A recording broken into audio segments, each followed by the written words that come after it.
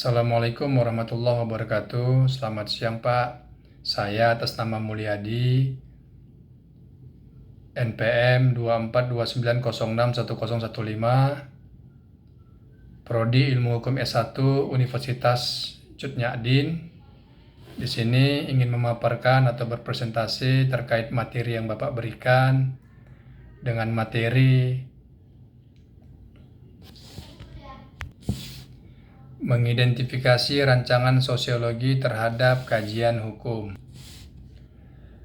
Dalam ilmu hukum, mendefinisikan hukum dapat dilakukan dengan pendekatan terhadap hukum itu sendiri.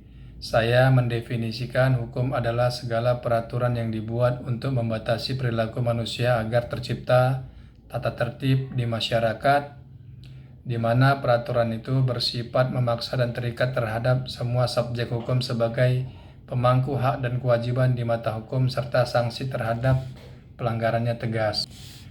Rumusan masalah. 1. Definisi dari rancangan sosiologi terhadap kajian hukum.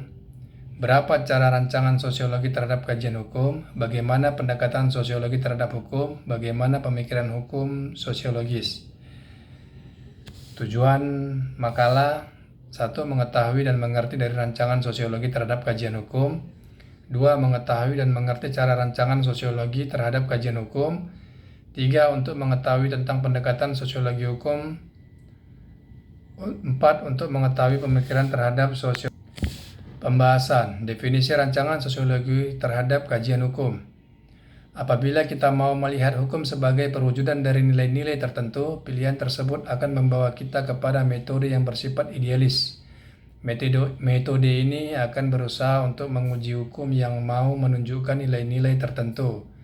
Di sisi lain, apabila kita memilih untuk melihat hukum sebagai suatu sistem peraturan yang abstrak, perhatian kita akan terpusat pada hukum sebagai lembaga-lembaga yang benar-benar otonom. Hal ini akan membawa kita kepada metode normatif sesuai dengan cara pembahasan yang bersifat analitis. 1. Kajian normatif atau analitis dogmatis.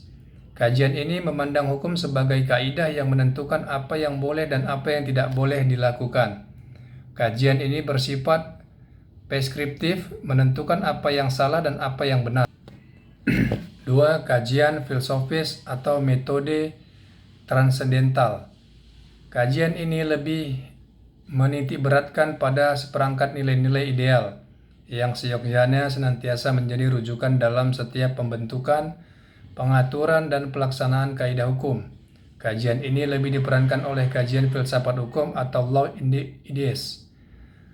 Kajian filosofis ada dalam kajian hukum karena studi hukum dimulai tidak sebagai disiplin yang sifatnya otonom, melainkan sebagai bagian dari studi filsafat. Filsafat hukum memusatkan perhatian kepada pertanyaan-pertanyaan filosofis dari hukum, mempersoalkan hukum dan keadilan, hukum dan keabsahan, hukum dan kekuasaan. A. Hukum kodrat merupakan aliran terpenting dalam filsafat hukum sejak permulaan. Pada zaman Yunani, hukum kodrat ini diterangkan Aristoteles pada dasarnya. Secara alamiah, seharusnya berlaku hukum, terlepas fakta apakah manusia telah menetapkan atau belum oleh para penganut Stoa Romawi. Hukum kodrat ini ditempatkan dalam suatu perspektif rasionalistik. Bapak hukum kodrat klasik adalah Thomas Aquino 1225-1274. Mengenai konsepsinya, Thomas Aquino membagi asas hukum kodrat ini menjadi dua bagian, yaitu pertama, principia prima, kedua, principia sekundaria. B. Menuju pendekatan sosiologi terhadap hukum. Abad ke-19 ditandai dengan munculnya gerakan positivisme dalam ilmu hukum. Abad tersebut menerima warisan pemikiran dari masa-masa sebelumnya yang bersifat idealistis. Perkembangan dan perubahan yang terjadi pada abad ke-19 tersebut telah menimbulkan semangat serta sikap kritis terhadap masalah-masalah yang tengah dihadapi. C. Pemikiran hukum secara sosiologis. Bertolak dari titik pandang praktis hukum, telah terjadi perubahan-perubahan yang cepat semenjak Perang Dunia II. Perubahan-perubahan tersebut disebabkan oleh hal di bawah ini. 1.